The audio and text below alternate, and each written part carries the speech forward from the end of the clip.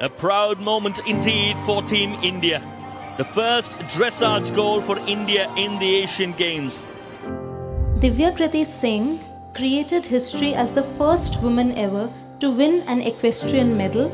I just feel extremely grateful for the whole experience. Like every athlete, I also faced a lot of struggle and I had to make a lot of sacrifices throughout my journey.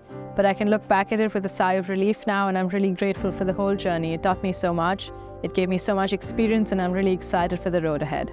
Our teammate is not, we're not playing with a bat or a ball or a tennis racket. What we're dealing with is an animal who has a mind and personality of his own.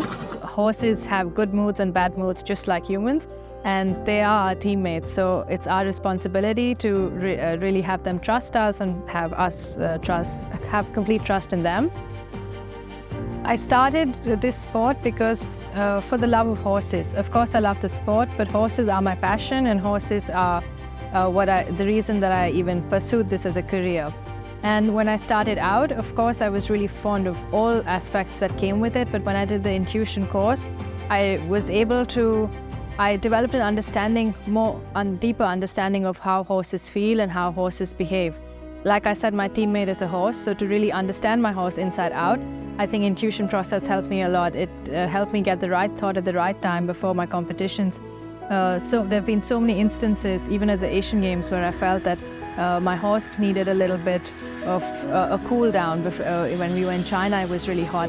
And this was just intuition. Of course, you can feel it as a rider, as an athlete, but intuition played a great role in it, where it gave me so much insight into how my horse was feeling. A biggest reason for the success was that my horse and I were on the same page, and he really fought for me. It was my first major championship at this Asian Games, and I was extremely nervous, but it's almost like my horse held my hand and said, we will do this, and we got this. And I think that's because we were really on the same page and we understood each other really well, and I give credit to intuition process for that. Soon after I did the intuition course, when I was continuing my training, for example, if I was not able to do a certain exercise after the intuition process, the reason why I was not able to do the correct exercise or the movement became very clear to me, and I sort of understood, I got the message as to what I was doing wrong and how I could do it right.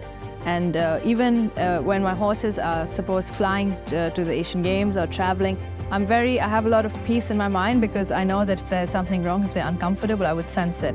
And that gives me a lot of confidence that I can really trust the whole process with it. I'm sure I was intuitive before as well, but I got a greater sense of awareness of it only after the course. And when you're dealing with horses, there's so many decisions that have to be made instantaneously, and you have to be really reactive. And normally things like that would put me off, or it would make me really nervous, and I used to ask everybody, should I do this? What should I do? This is the problem. And now I could really trust my intuition, really trust my gut, and make decisions for my horses, for my sport, for my plan before the competition, for everything. So really, it's given me a lot of confidence in myself, and I can really trust that feeling that I have, or really trust the decisions that I make. I was a really indecisive person, but after the intuition course, I still have a long way to go, but I feel that I have more confidence in the decisions that I make, and I have almost always made the right decisions when it came to my horses. I was a very nervous rider going into competitions. I used to feel very nervous, and meditation and processes like the intuition process gave me it sort of formed a ritual for me, and it helped me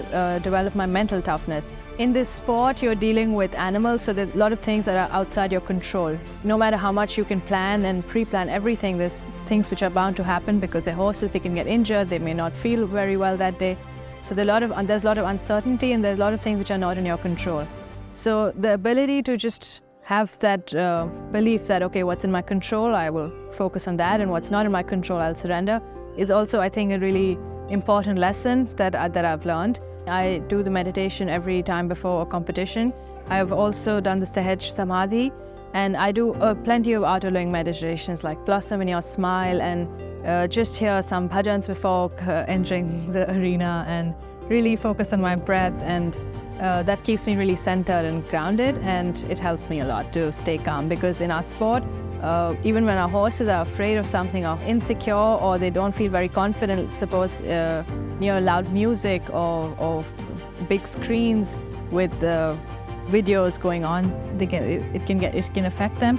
But for you to stay calm even when things are going wrong is really important, and I think outer-lowing meditations have helped me a lot in that. Sudarshan Kriya really helped me when I had Leading after the Asian Games, I competed in over 20 international competitions in Europe against some of the best riders of the world. And I had more bad competitions than good competitions. I had more failures than successes leading after the Asian Games. And Sudarshan Kriya really helped me in my low phase. It really picked me up and really gave me the strength to keep going. And had it not been for all of that, I probably wouldn't have continued, because it was such a hard feeling to be away from home in a foreign country. And when you're really trying everything you can and things are still not working out, you still need that inner strength, a belief in yourself to continue and keep going day after day, and with keep that same passion alive. And I think Sudarshan Kriya really helped me sail through that period. These techniques have been my companions, and they've given me so much confidence in myself and in my skill. Of course, the training aspect is paramount and nothing can replace that, but so many people have that training aspect, but still it was the same for me. I was training, but there was still something missing when I started out, and I think when I formed a ritual with the meditation programs, it really helped me.